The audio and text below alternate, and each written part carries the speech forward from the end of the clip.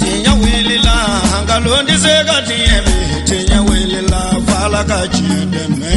tinya wilila hangalondi zega tinya be tinya wilila fala kachideme tinya wilila hangalondi zega tiebe tinya wilila fala kachideme tinya wilila namara shikolomba uyo tinya wilila fala kachideme tinya wilila saraka jubu bomuri tinya wilila fala kachideme nego tinya wilila dabali jubu kemuri tinya wilila fala kachideme.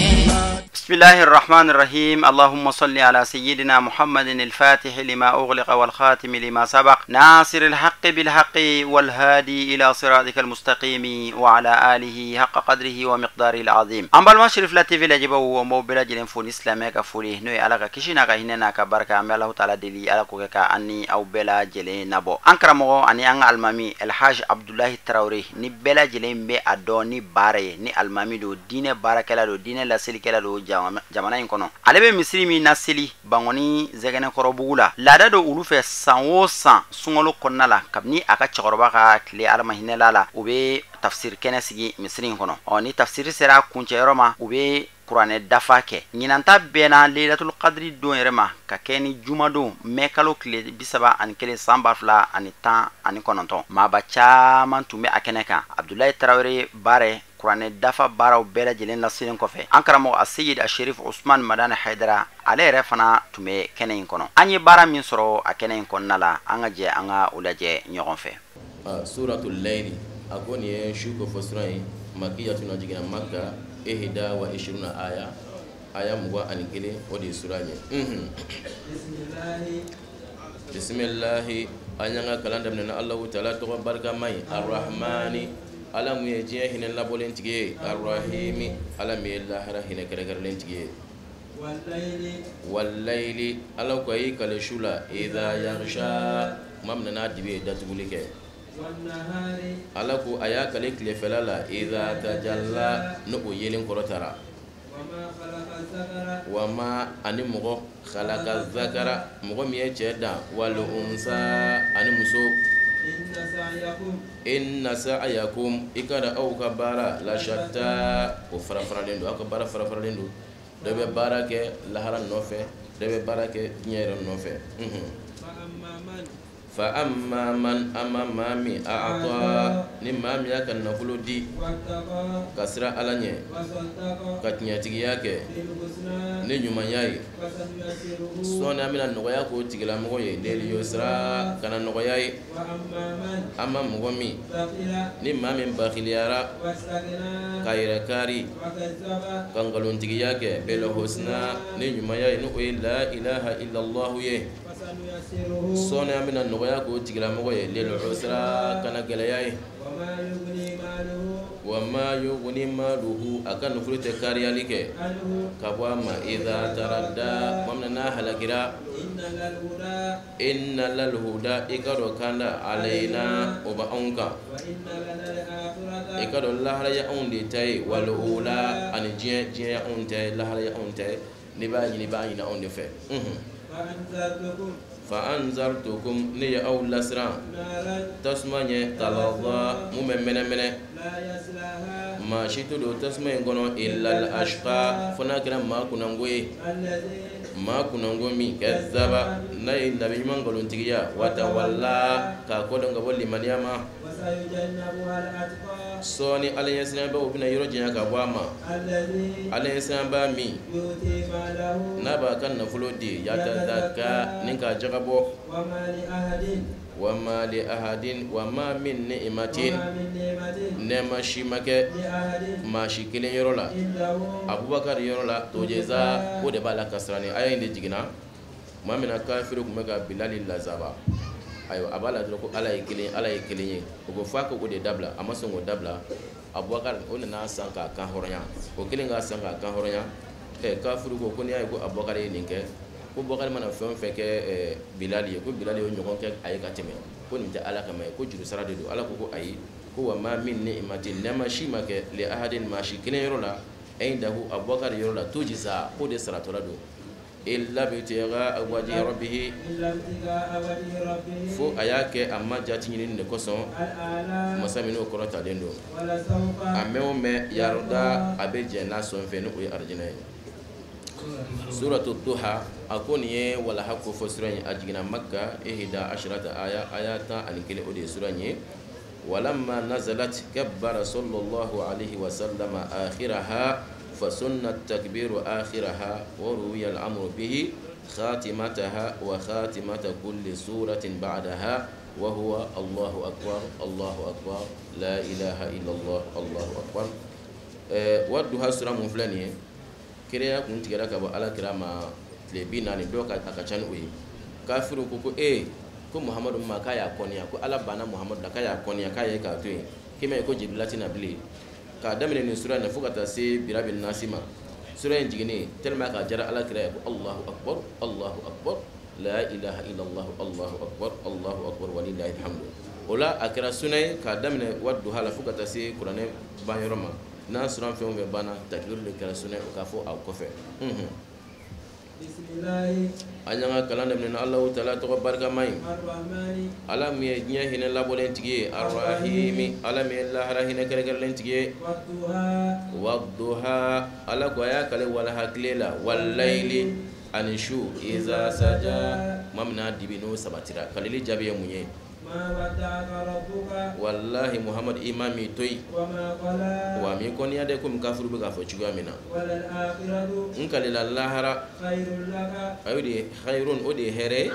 e muhammad ye katime jiaka wala sawfa amewme imma bini son lahara fatarda irebe jako ala bini son lahara fi rafu ala wasara ala kira ko sallallahu alaihi wasallam izan la arda wa wahidun min ummati fi an-nar ko ala ko kabale sallallahu alaihi ko fo ala ka fukale jena ko ale fana ta fo ala mafiu ala njena ni ka son fe ka sura ka monta mo kelima tasma ko fo ala ka bela jina nabo ale so ka fukale jena ala kan wayani alam yajidka yalma alam e surawa yatima ye yatima ni ifanta yan ka ko ibangilinya ayi ka fo kan ibena ke manu o abi talibi ala yi soro sharia kunti bolo fada ayi kanda ala yi soro ikunye fantanye ayi kari amma yatima de kanu karabana ka wannan fulo minani amma delikela kana pere okuna ka fantanya koson amma imma kan nema ala nema min kiye iko baroke o te wasoyi Allahu akbar la ilaha illallah Allahu akbar walillahi alhamdu ako suratu sharhi kuni wala walali an yiri wali ko fosrai ajigina makka samanu ayatin aya segin ode suranye bismillah anyanga kalanda min Allah taala to barka mai arrahmani alam yajih hina labolen tigie arrahimi alam yallah rahina kare len tigie alam nashrah yalma oni mayiri wali ke laka e muhammadu ye sadraka e ko godi sidani nabi mayay anuna nyogonaw aw nya bininge kabo e muhammadu ma e ka doningirina doningirimi no e giriali ke zoharaka ikola warafana anya korotali ke laka e muhammadu ye iko folila ne ala e muhammadu ko foli korota bi an tuzkara ma zikri fil adhani wal iqamati wat tashahhudi wal khutbati wa ghayriha ne e muhammadu ko foli korota o me nene ala to fara yoro e muhammad to be foyeno ni misir wallahu ashhadu an la ilaha illa allah abafu ashhadu anna muhammadar rasulullah ni li kama kelafuna ko ashhadu an la ilaha illa allah abafu ashhadu anna muhammadar rasulullah man be tahiyya fana kala ni ko ashhadu an la ilaha illa allah wahdahu la sharika wa ashhadu anna muhammadan abduhu wa rasuluhu mo fana be khutba yele ne ka khutba yele mo na ni ala to fo e muhammad to be fone fe donc warafa ana laka dhikraka anyi ko foli anyo korota e to be foka farne ala to ba fambe la jelena fa inna yusran ikadon noya ma al usri onin gelabe nyogon nofe ikadon noya onin gelabe nyogon nofe ni klalay ka selila iki yere seganin duawiye iki dama kashi kati mama nen duawiye donc alam nashra maɲuman dɔw ye nafa dɔ fɔ a la k'a fɔ ni mɔgɔ min y'a sɛbɛn ayiwa siɲɛ 10 ɲɔgɔn ka to k'a min n'a sɔrɔ i dusukun koronnen don bato farifoni bati la ka to k'a min ala bɛ farifoni d'i ma bato la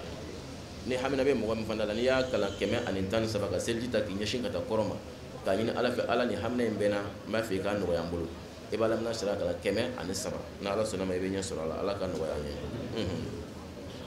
Allahu akbar Allahu akbar la ilaha illallah Allahu akbar walillahil hamdu suratu watin ako ni ye toro ko fo sura in a jigina makka walma madina 8 ayatin aya segin o de sura in anyanga kalan de na Allah taala to barka mai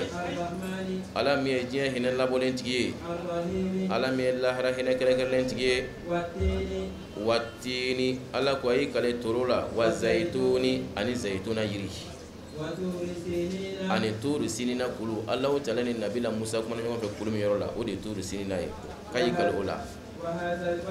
wa hadha al baladi anini dugun al amini mu ye dugu danayale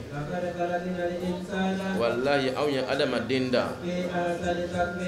kileni ya wala ɲumana o kɔfɛ an ye adamaden lasegin k'a kɛ majigibagaw la majiginen k'a kɔrɔ fo k'a sigi denmisɛnniya la fona kɛra mɔgɔw ye maa minnu limaniyara anu ye baara ɲumanw kɛ sara bɛ olu ye ghayru mamnunin sara min na tɛ tigɛ wa fil hadisi idha balaga al mu'minu min al kibari ma ya'jizu anil amali kataba Allahu lahu ma kana ya'mal ko adamaden mumini i tun bɛ baara min kɛ i ka kɛnɛya kɔnɔna la ayiwa walima i tun bɛ baara min kɛ i ka kɛnɛya denmisɛnniya kɔnɔna la kɔrɔ nana bana nana i tɛ se ka si kɛ bilen a baraji dafalen bɛ d'i ma foyi tɛ bɔ a la o de fɔlen filɛ nin ye i tun bɛ sunkalo tile 25 sun kɔrɔ nana bana nana i tɛ se ka sun bilen donc a baraji dafalen bɛ d'i ma i tun bɛ nafila seli min kɛ n'i tɛ se k'o si kɛ bilen a baraji dafalen bɛ d'i ma nka sariti a ka se i tun b'a kɛ ka kɔrɔ bana y'i dɛsɛ walima kɔrɔ y'i dɛsɛ a la a baraji dafalen bɛ d'i ma mun ye e adamaden wa bila kalontigiya la nin bɛɛ lajɛlen kɔfɛ ni sara dɔ ye yalima Allahu taala ma kɛ wa bi ahkamil hakimina kitibaw la kiti tɛmɛnen Allahu akbar Allahu akbar la ilaha illallah Allahu akbar walillahil hamdu suratul alaq ako suratul alaq walma suratul ikra ne jeli kuro ko fo sura walma kalange o ko fo sura no ajina makka ayata anu kononton o de sura ni amina sura min kalan sisan no o ye ikra e fuka ta simmalam ya alamma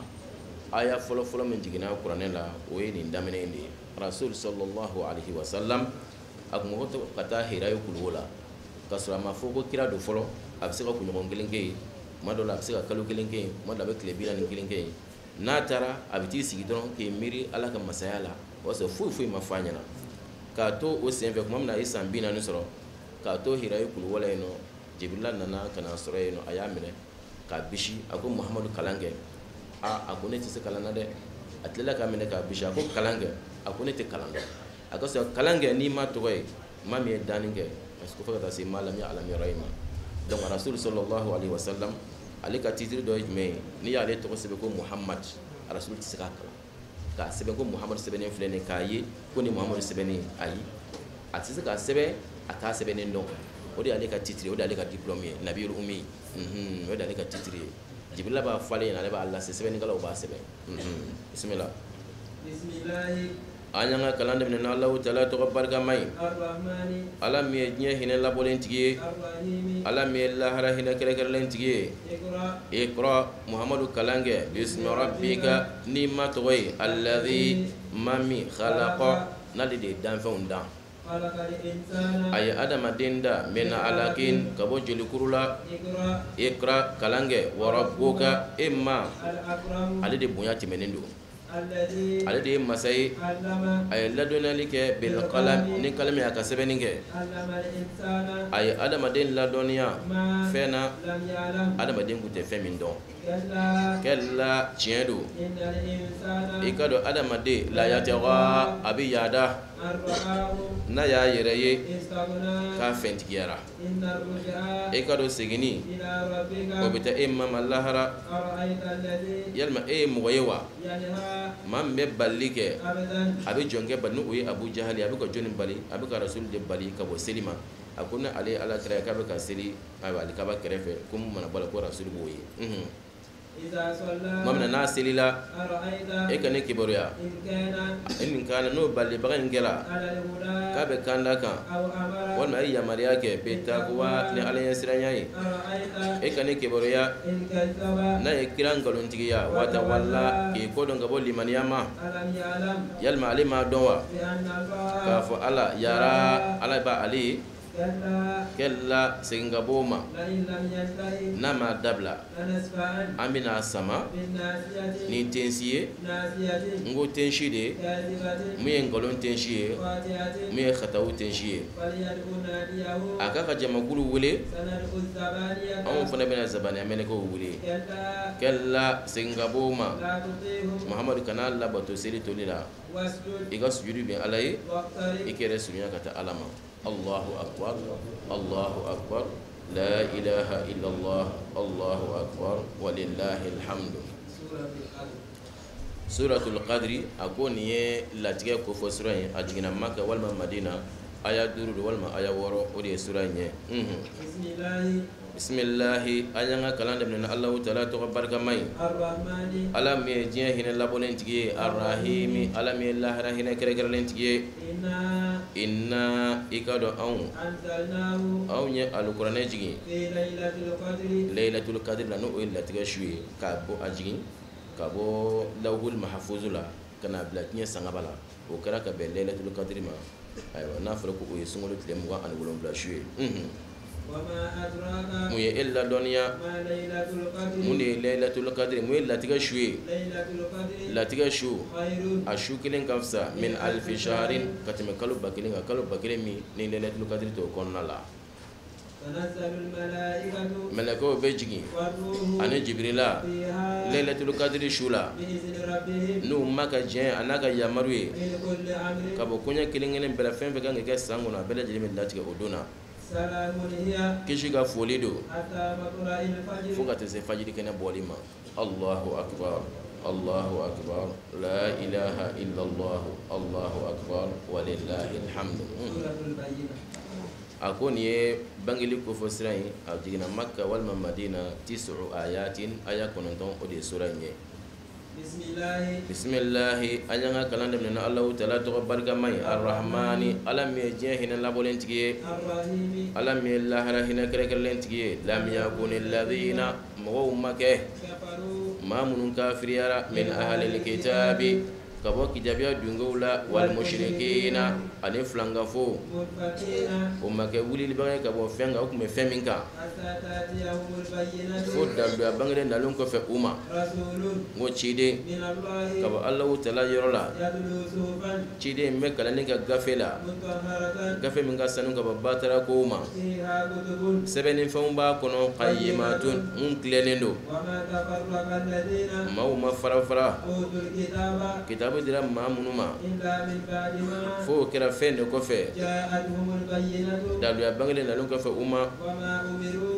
olu ma yamara foyi la Tawrata ni Linjila kɔnɔ f'u ka Ala kelen bato u ye diinɛ jɛyabaga ye lahu Alahu taala ye u ye tilennibaga ye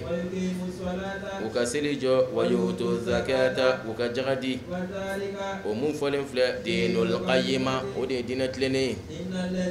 innal ladhina i ka dɔn maa minnu kafiriyara ka bɔ kitabiya dungew la wal mushrikina ani filangafo o bɛ jahanama tasuma la khalidina duminbagaw do fiha o tasuma kɔnɔ o jamakulu olu de sharrul bariyati olu de danfɛnw na jugumanw ye i ka dɔn maa mamunu limaniyara anu ye baara ɲumanw kɛ o jamakulu olu de khairul bariya olu de danfɛnw na hɛrɛma ye olu sara o ma yɔrɔ la jannatu adinin o ye sigi arijinɛ ye kɔɲɔw bɛ boli o arijinɛw jukɔrɔ o lahalaya ye duminbaga ye fiha o arijinɛ kɔnɔ abada abada abada Allahu taala jɛna ka b'u ma n'a batoli ye olu fana jɛna ka bɔ Ala ma n'u ka sara ye o mun fɔlen filɛ o bɛ mɔgɔ ye khashiya rabbahu maa min siranna ma ɲɛ Allahu akbar Allahu akbar la ilaha illallah Allahu akbar walillahil hamdu. Suratu Zalzala a ko nin ye lamaga ko fɔ sura ne ye dugukolo yɛrɛ yɛrɛ ye a jiginna Makka walima Madina tisu ayatin aya 9 o de ye sura ɲɛ. Bismillahi an y'an ka kalan daminɛ Allahu taala tɔgɔ barikama ye Ala min ye diɲɛ hinɛ labɔlen tigi ye Ala min ye lahara hinɛ kɛrɛnkɛrɛnlen tigi ye Idha zulzilatil ardu kuma min na ni dugukolo lamagara a ka lamagali ko gɛlɛnna ani kuma min na ni dugukolo ye labɔli kɛ a ka doni giriw na fɛn min b'a kɔnɔ a y'a bɛɛ lajɛlen suran ka bɔ adamaden kafiri bi n'i kanto kumun na dugukolo ye o don dugukolo bɛ kuma akhbaraha a ka kibaruyaw la k'a fɔ e ma ale de ye wahayu kɛ laha dugukolo ale de y'a yamaruya k'a ka kuma o don maaw bɛ segin ka bɔ kiyama kɛnɛ kan ashtata u ye jamakulu farafaralenw ye liyuraw mun sɔn yirali kɛ k'u la a'malahum ka baaraw la ni maa min ye baara kɛ zarati giriya ɲɔgɔnna la hɛrɛ la yarahu a b'o ye ni maa min ye baara kɛ zarati giriya ɲɔgɔnna la juguman na yarahu a b'o ye Allahu akbar Allahu akbar la ilaha illallah Allahu akbar walillahil hamdu. Suratu wal adiyati akoni wal adiyati sura yi atina Makka wal Madina 11 ayatan ani kelen o de sura yi. Bismillah an y'an ka kalan daminɛ Allahu taala tɔgɔ barikama ye Ala min ye diɲɛ hinɛ labɔlen tigi ye Ala min ye lahara hinɛ kɛrɛnkɛrɛnlen tigi ye wal adiyati Ala ko a y'i kale sow la so minnu n'u bɛ boli n'u kɔnɔbara bɛ mankan bɔ tɔbaha mankan bɔ la Ala ko a y'i kale mɛnɛni sow la so minnu bɛ boli n'u tɔrɔnfara bɛ mɛnɛni kɛ qadaha mɛnɛni na Ala ko a y'i kale boli sow la boli so minnu bɛ boli ka da juguw kan sobaha sɔgɔmada fɛ u bɛ wugubali kɛ bihi juguw ka yɔrɔ la naka gɔngɔnna u bɛ camancɛyali kɛ o gɔngɔn in na jamaa jugu jamakulu la i ka dɔn adamaden kafiri lakanudun fitiri wale do lirabihi kana mai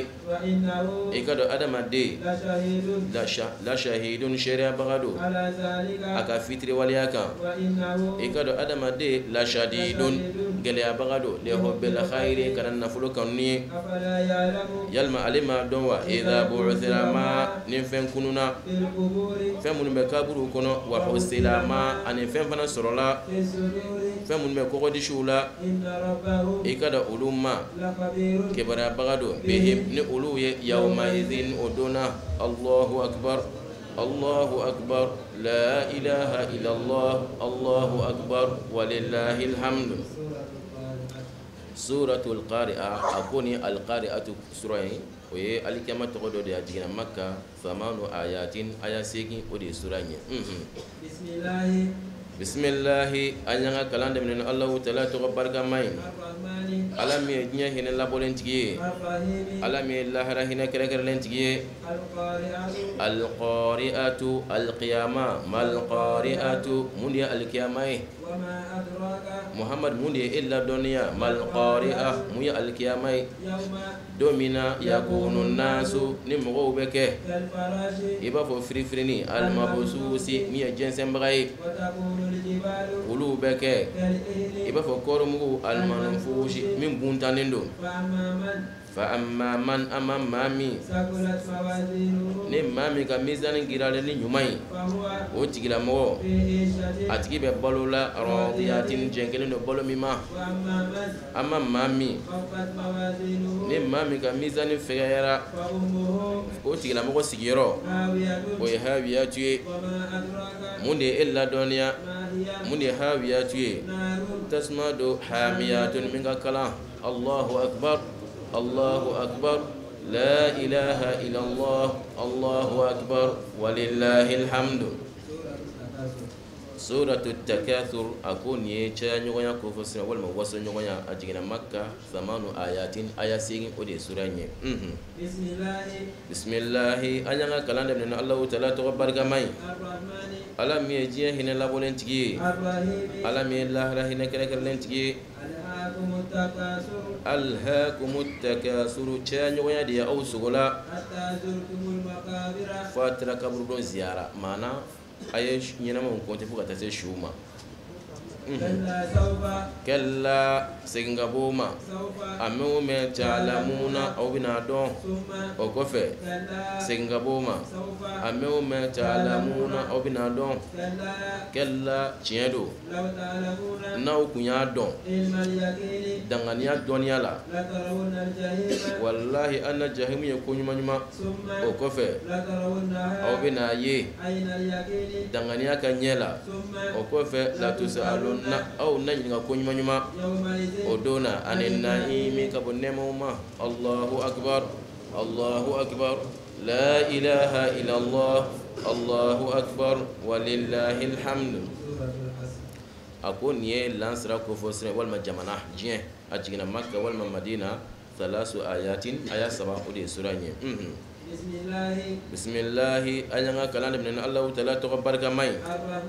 ala mi jien hina labolen tigi ala mi lahra hina kere kere tigi wal asri ala ko ayi kalil lansra wati wal mai kalil jamanala ikado adama de la fi khusrin abe bonena kabara bela jelena funa kira mugowi amanu mamunu liman yara wa amilu salihati anu ye baraj munke o ye nyogon wasu ka nyogon ladi ni chiye o ye nyogon wasu ka nyogon ladi bi sabri ni sabaliye Allahu akbar Allahu akbar la ilaha illa Allah Allahu akbar walillahil hamd. Akon ye huma zati suranya ajigina Makka wal Madina tisu ayatin aya kononton ode suranye bismillah anyanga kalanda min Allah ta'ala to barka mai ala mi nya hina labolen tiye ala mi lahra hina kere kere tiye bonani nyangata o be nyana korofol la kilingilen be lo mazatin mu ye bulongon korofol kelay ale de mogoye ayen na fulo ka fonyogonga ka jate ale ba mila ka kodon baliya koson ka fale kan nafulu akhladahu ko de lela dumi kalla sengaboma abina kirun ko nyuma nyuma jahannama hutamatula wa ma adraka mundi illa dunya mundi hutamatuye narullahi alaka tasmadu almuqaddatu muyemmenani fenye tasma mi nabe yenge alal afidati dusukunka egado tasmai addatu gulendo uluka abe ngulumana umaddadatin min bambalendo Allahu akbar Allahu akbar la ilaha illallah Allahu akbar Allahu akbar walillahil hamd. Akon ye sama ko fo suranya jigina Makka khamsu ayatin ayat duru ode suranye bismillah ayanga kalanda min Allah ta'ala to barka mai arrahmani alam ye je hina labolen tigi alam ye lahara hina kare kare len tigi alam tara Muhammad yale me emma yeli kewa kaifa chugo mina fa'ala rabbuka emma e bara minge bi ashabil fil sama tigi ula o yejmai ode mahmudi ana jenyogom abrahata na oye nyamani masake anaka kelekedo ale di eglise jojo son awu jamana kan mo son ka be hijidon yelema mo ka makan toyno mo ka to ta son a ka to ga batuke eglise na arabu do o kibare ame ale fane banan wata ta ka to ke ka soyimu afara ina ko ni arabu do ka barai agoni ni arabu do ka barai ale fane bno juru saran muye ale na ale ka bade bi olu ka yɛlɛma fɛn kun ye samadi ko mɔgɔ bɛ yɛlɛ so kan cogoya min na dɛ olu fana kun bɛ yɛlɛ samadi kan ten cogoya la ala taala o bɛɛ lajɛlen halaki ni ayiwa a ye kɔnɔw ciw ma kɔnɔ ninnu bɔra jahanama kɔnɔ bɛlɛ saba de b'a kelen kelen bɛɛ bolo fila talen b'a sen na kelen talen b'a dabɔlɔ la a b'i ci ka ɲɔgɔnmɛ kan a bɛna bila i kunkolo camancɛ la a b'i kunkolo sɔgɔ ayiwa kana bɔ i kɔnɔ ka tila ka na sama in fana sɔgɔ ka tila ka di d'a nɔ la tuguni a y'u halaki o cogoya la o de fɔtɔ filɛ nin ye yalima ala m'u ka dabali kɛ wa fili la a ye kɔnɔ ci olu kan ababila mun ye jamakulu ye babila kɔnɔ ninnu tɛ jamakulu kɔnɔ ninnu b'u kɛr'u ni farakorow ye min sijilin ka bɔ jahanama bɛlɛ tobilen na a y'u kɛ ka asifin ma'kulin i b'a fɔ bagan ka bin dunnen tɔ k'a bɛɛ nɔɔni Allahu akbar Allahu akbar la ilaha illallah Allahu akbar walillahil hamd suratu Quraish ako ni ye Quraishu ko fo sura a jigina Makka walma Madina arba'u ayatin ayanani de sura nye bismillah ayanga kala dem na Allah taala to barka mai ala mi je hina labolen tigi ala mi lahra hina kere kere len tigi ay kaba ko yakana Quraishu ga dele nyogonya yi ngu ga dele nyogonya o ka foni na voyage kata Yamani anu ga klema voyage kata Shami u ka bato kɛ ni so in tigi la so in tigi min n'o de y'u ladumuni ka bɔ kɔngɔ la k'u danaya ka bɔ siranyana Allahu akbar Allahu akbar la ilaha illallah Allahu akbar walillahil hamd suratul Ma'un kun ye dɛmɛ ɲini fɛnw ko fɔ sura in a jiginna Makka walima Madina sittu aw sabu ayatin aya wɔɔrɔ walima aya wolonfila o de ye sura in ye bismillahi an y'an ka kalan daminɛ ni Allahu taala tɔgɔ barikama ye ala min ye diɲɛ hinɛ labɔlen tigi ye ala min ye lahara hinɛ kɛrɛkɛrɛlen tigi ye yalima e ye mɔgɔ ye wa maa min bɛ nkalontigiya kɛ ni sara dɔ ye ni m'o dɔn o de ye mɔgɔ ye a bɛ yatimaden ɲɔnti ka bɔ a ka hakɛ ma a t'a yɛrɛ lasu a tɛ mɔgɔ wɛrɛ lasu miskinaden ladumuni kan fawailun bona ni ɲangata o bɛ selibagaw ye alladina selibaga minnu olu tigitigiw ɲinabagaw do an salatihim ka b'u ka seliko ta si ka waati la alladina hum olu de ye mɔgɔw ye u b'u yɛrɛ yira u ka seli kɔnɔ u bɛ balili kɛ almauna dɛmɛni fɛn ni mɔgɔ bɛ yen nɔ u b'a kɛ ka ɲɛ ni mɔgɔ tɛ yen u t'a kɛ ka ɲɛ Allahu akbar la ilaha illallah Allahu akbar walillahil hamd suratul Kawsara ko ni Kawsara ko fo sen ala kira ka koji ajigina Makka walma Madina salasu ayatin aya saba o de sura ye bismillah ayanga kalan daminɛ ni Allahu taala tɔgɔ barika mai ala mi ye diɲɛ hinɛ labɔlen tigi ye ala mi ye lahara hinɛ kɛrɛkɛrɛlen tigi ye i ka dɔn anw ye dili kɛ e Muhamadu ma al-Kawsara koji la e ka seli i ma ye e k'i ka ɲaamɛ kan sɔgɔ e kɔniyabaga wal abitar o de ye maa kɔtigɛlen ye o jiginna Asibun Wa'ili de la ale de ye alakira wele tuma min na alakira denkɛ Kasim fatura a ko ko cɛman foyi tɛ alakira bolo bilen ko sisan kɔni ko alakira kɛra mɔgɔ kɔtigɛlen ye ala ko ayi ale de kɔtigɛlen don fo ka dugukolo meleke alakira bɔnnaw bɛ dugukolo kan fo ka taa kɛ min ye ale ka bɔnna foyi tɛ dugukolo kan bilen a bɛɛ taara Allahu akbar la ilaha illallah Allahu akbar walillahil hamd ako ni ye kafiru ko fo sura in a jiginna Makka walima Madina sittu ayatin aya wɔɔrɔ o de ye sura in an bɛna sura mun fɔ ale jiginna filankafo ko ko alakira ma ko Muhammad e bɛna an ka bɛnkan dɔ sɛbɛn ni ɲɔgɔn cɛ e bɛna an b'an ka ala bato san kelen an bɛ san kelen kɛ ka an ka jɔw bato o sama yɛrɛma an bɛɛ bɛ fara ɲɔgɔn kan an bɛ jɔw to yen an bɛ kɛ ala bato donc ne e ka san fɔlɔ tɛmɛna an fana ka san tɛmɛna an bɛna jateminɛ kɛ tuma min na an ka ala bɛ ka bato hɛrɛ min sɔrɔla kɔnɔ ani tɔɔrɔ min sɔrɔla kɔnɔ an b'o jateminɛ tuma min na an tun bɛ e ka ala fana bato hɛrɛ min sɔrɔla ni tɔɔrɔ min sɔrɔla an b'a jateminɛ ne ye min ta hɛrɛ cayara an bɛɛ bɛ tugu ala kɔ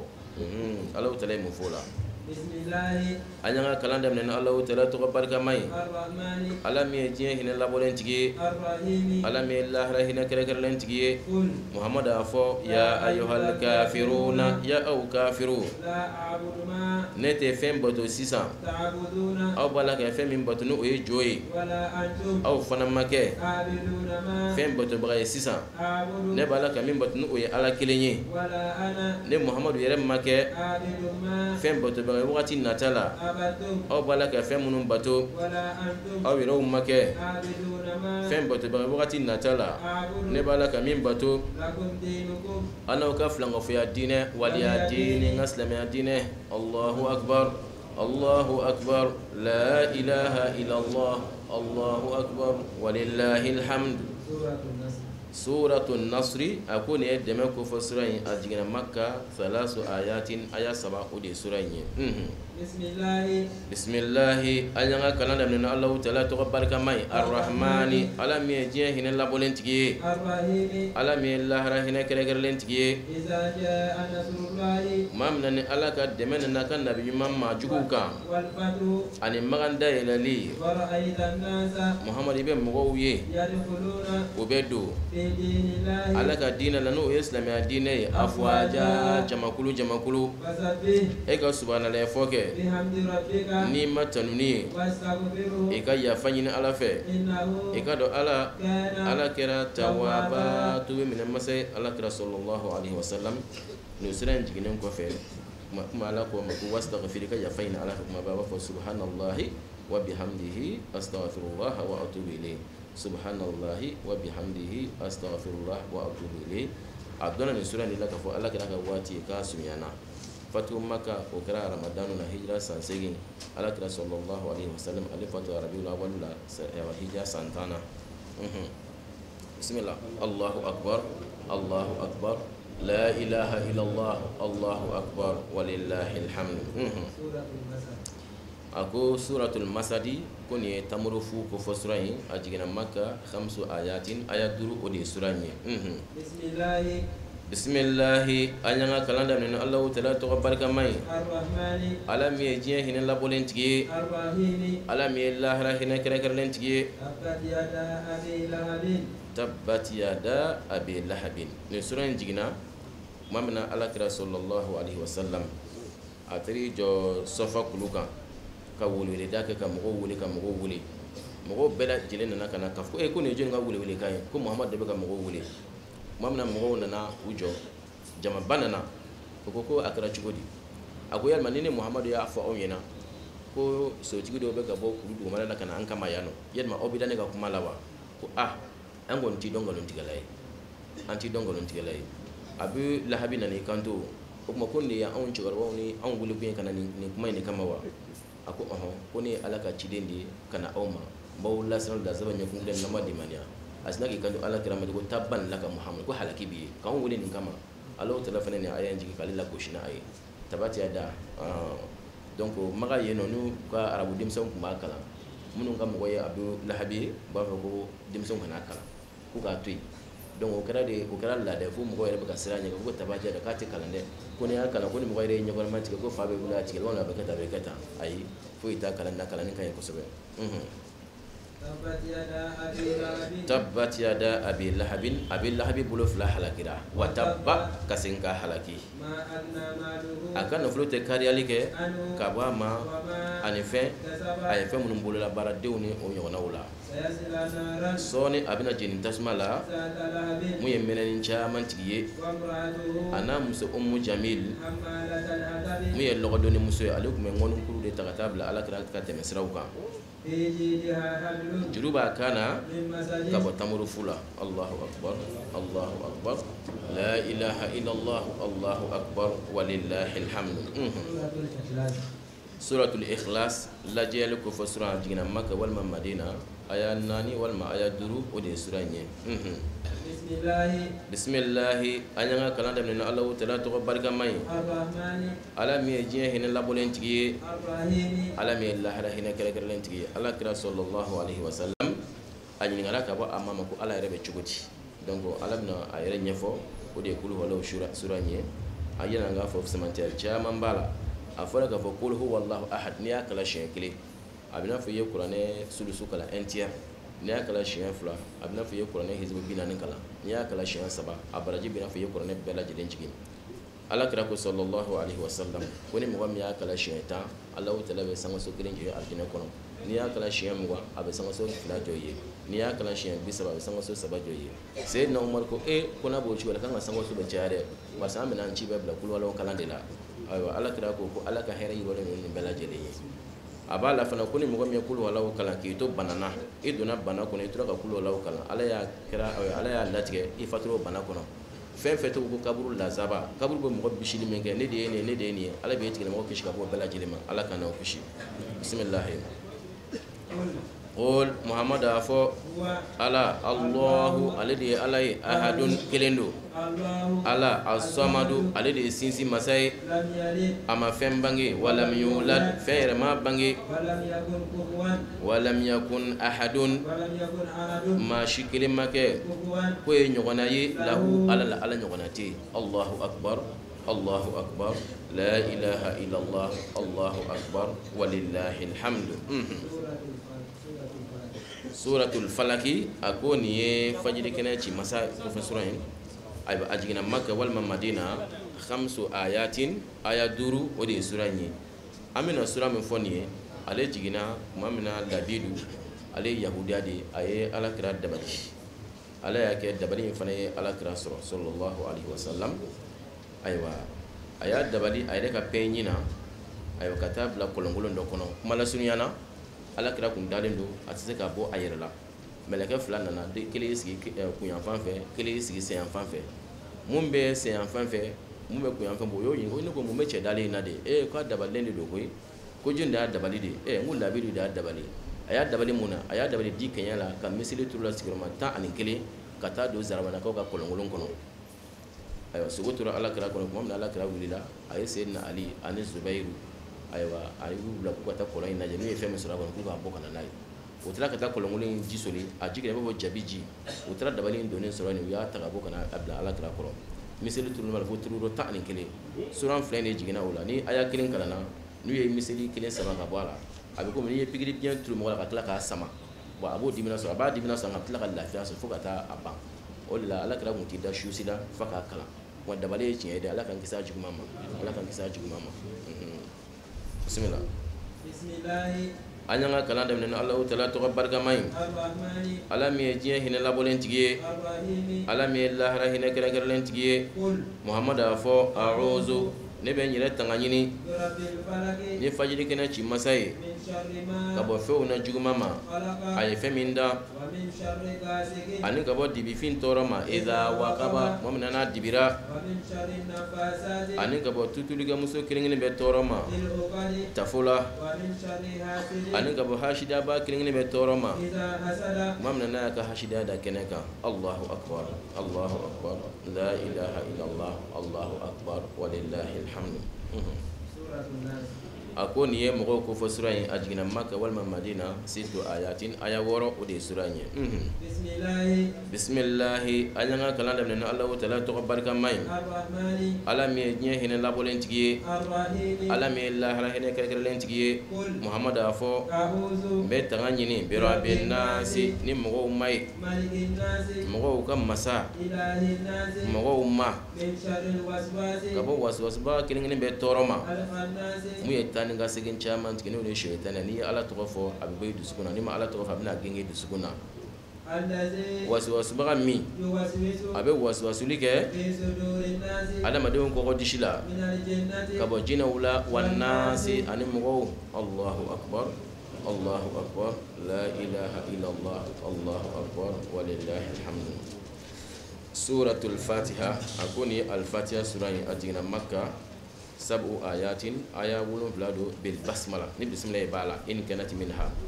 والسابع أولى ولون بلانا متاكي صراط الذين أنعمت عليهم غير المغضوب عليهم ولا الضالين وإن لم تكن منها بسم الله تعالى فالسابع أولون بلانا متاكي غير المغضوب عليهم ولا الضالين كتز السورة اللبانا بسم الله anyanga kalanda men Allah ta'ala to barka mai ala mi je hina la bolen tigi ala mi lahra hina kala kala tigi alhamdu tanunani sabatile lillahi wa bi alai ala mi dan fem bela jele mai je hina la bolen tigi do lahra hina kala kala tigi do wala maliki kama sama wal maliki yawmiddin na sama na ke maliki yawmiddin sarado o marabaga do marabaga o de maliki yawmiddin sarado o marabaga no o ye lahara wal magake maliki yawmiddin sarado o ruwado maliki do ruwai malik al maliki yawmiddin sarado o ruwado masakedo iyyaka na'budu awmi ala de bato wa iyyaka nasta'in awmi demene ala de fe ihdina ika an kanda siratigala al mustaqima miklenendo siratal ladina mo ka siratige an'amta ala nemara alayhim mamununka ghayril maghdubi alayhim ifunna mamunun ko ulu koteno yahudiya wiye waladdallin filibantu fana koteno nasara wiye Allahu akbar la ilaha illallah Allahu akbar walillahil hamd be bakala damine bismillah anyanga kalanda min Allah ta'ala to barka mai arrahmani ala mi je hina labolen tigi arrahim ala mi lahra hina kare len tigi alif lam mim ala di bakala inin do na harfu sabain korola zalikal kitabu ne kitabu mun fulani muhammadu be ka kalanu oye alqur'ana la raiba sigate fihi qur'ana hudan qur'ana kanai lil muttaqina ala yasra jonye alladhina ala yasra jominu yu'minuna nulu be limaniya bil ghaibi ni fen dugule fen dugula ka bu masaya ko nyina ma ya udambu la udambe tasma kula ko udambe aljina kula wa yuqimuna salata ube serijo wa yunfikuna ube nafakatu ke mimma kabo fena razaqnahum anyu garsige femununa walladhina ani maminu yu'minuna ube limaniya bima ni fenye unzila femin jigina ilayka kate muhammadu ma wa ma ani fe unzila femin jigina min qablika kakwe muhammadu nye wa hum ulu yuqinuna dangania bawdu bil akhirati lillahi ulaika o jamakulu ala hudan ulu be kanda ka min rabbihim kabu mayrola wa ulaika o jamakulu umul ulu tigi al muflihuna ulimma kishilo yalla kan farawluka alhamdulillahi rabbil alamin alhamdulillahi rabbil alamin alhamdulillahi rabbil alamin qur'an no yara ame ala deli sawara bi nyono ala ko yam bela jelena ala ko yam bela jelena ala kan bedo kirana qur'an ga sunna duna kiyama jodo o mun bora yoro jan an yoro so ala ko besra herala sawara bi nyono ala ko yam bela wasi ni ala ka karama na ka bonya do de ka an yɛrɛ ye ala ka kuranɛ dafa kɛnɛ kan ala ka jɔnbolo fana min bɛ ala fɛ a bɛ mɔgɔw fɛ o ye fɛnba de ye ala bolo o la ne ka kuma fɔlɔ la sinji kɔfɛ ni ala tɔgɔ ye a n'an sɔlilen kɔ ala kira ka sɔlɔlahu alaihi wasallama an b'an ka foli ɲɛsin baara yɛrɛ ma ka foli ɲɛsin a ka du ma ka foli ɲɛsin a ka cɛkɔrɔba ma k'a ɲini ala fɛ a bɛ yɔrɔ min na ala k'o kɛ hinɛ yɔrɔ ye ala k'a da yɔrɔ nɛɛma baara minnu kɛra nin ye a baraji a n'a sara yarabi ala k'a da n'aw ma baara ye ala k'a mɛn nin na denmisɛn min don a ye silamɛya kunna wolo muso fɛn o fɛn bɛ yen bi ni ala ko ka di ye i y'a kɛcogo dɔn k'a ta seliji la ka na se janaba ma ka na se silamɛya fɛn o fɛn ni silamɛ mago b'o la i ka bato la baara y'a bɛɛ kasɛti bɔ don o don silamɛw bɛ ka nafa n'a ye o ye fɛn ye a sara bɛ ala de bolo maa t'o sara da dɔn an bɛ dugawu k'a ye ala ka si d'a ma ala ka barika don a la maa o maa nana kɛnɛ in kan an bɛ dugawu kɛ bɛɛ ye ala ka san caman yira an na an b'a ɲini ala fɛ fana an ka jamana ala k'a basigi ala k'a suma ala k'an sago d'a ma ala k'an bɛɛ laban ɲɛ ala ka fitinɛ ɲɔni ka bɔ an kan ala k'o kɛ ala kira bonya kama silamɛ jama in bonya kama kuranɛ yɛrɛ bonya kama sɔli ala rasul وارنا مناسكنا وتب علينا انك انت التواب الرحيم ربنا آتنا في الدنيا حسنة وفي الآخرة حسنة وقنا عذاب النار ربنا لا تزغ قلوبنا بعد إذ هديتنا وهب لنا من لدنك رحمة إنك أنت الوهاب السلام kuma kunce kuma ne fari dole ta kasobe ga fuka fulka an karmola ne sai usiru nan adarayi ka alaka sara an da makilla ka ka demena mi do kai barka daye sato jora bela jelen togala nka anw ta dora an ka du yɛrɛ de kɔnɔ an ka du yɛrɛ kɔnɔ par fɛn tɛmɛ o kan fɛn tɛmɛ o kan mɔgɔ min ye ji d'i ma fɛn boso ni ye ji di boso ma i ye fɛn bɛɛ k'a ye o tuma tɛ se ka duwawu kuncɛ fo k'o foli ka a ye kɛnɛ kan ala sago aw sago o tuma o duwawu do k'a se so dɔ tora misilita la dɔ tora ne yɛrɛ ka so kɔnɔ alihamudulilayi a tɛ tɛmɛ o kan k'a barikada yarabi ala k'a taa ɲɛ yarabi a bɛ yɔrɔ min na halisa ala ka dɔ fara a kan donni min dara kun a ta b'a ye ale de ala k'a ta fɛngɛ d'a ma yarabi a bɔ a la don min ala k'a bɔ a la ni tɔgɔ duman ye ani kɛnɛ ni si ni kɛnɛ ye sali ala muhamadu bon an bɛ ka fatiha kalan ɲɔgɔn fɛ alifatiha alhamdulillahi rabbil alamin ka Shirifula TV lajɛbagaw k'u bɛɛ fo ka dugawu k'u ye fɔlɔ yɛlɛ an ka don kɔrɔfɔ kɔnɔna la an bɛ nin tafsiri in na i b'a san bi jate de sabu ka da kan depuis an yɛrɛ tɛ fɛn kalama kalanko la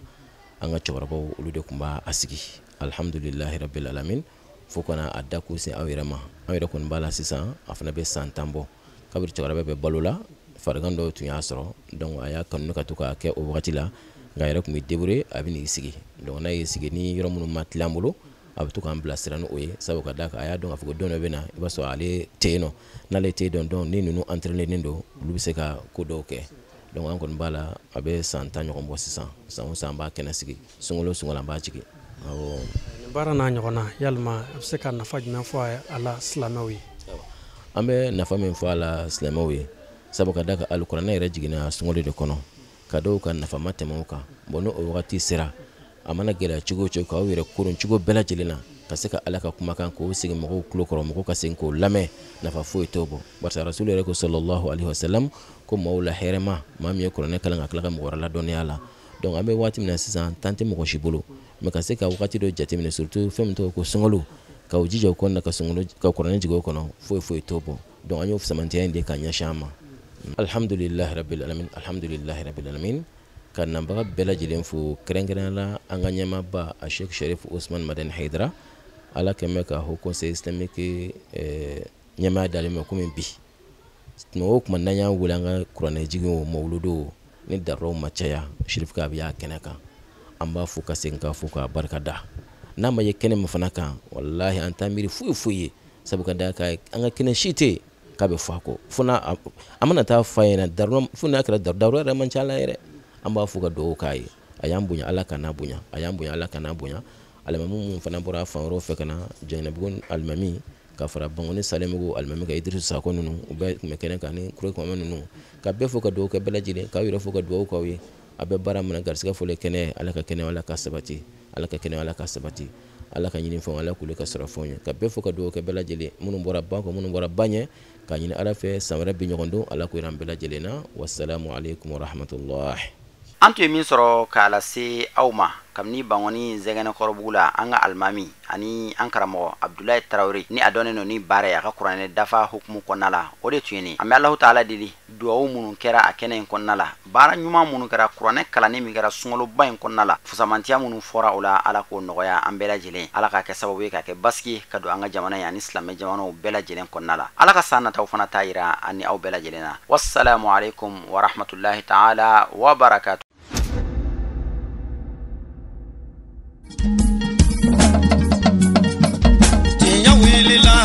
Londi sega tiemi tinya wilila fala ka chiedeme tinya wilila alonde sega tinya be tinya wilila fala ka chiedeme tinya wilila galondi sega tiemi tinya wilila fala ka chiedeme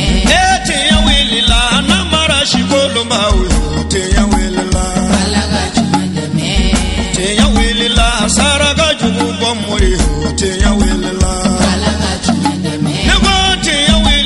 dabali jugu ke muri ho te yawe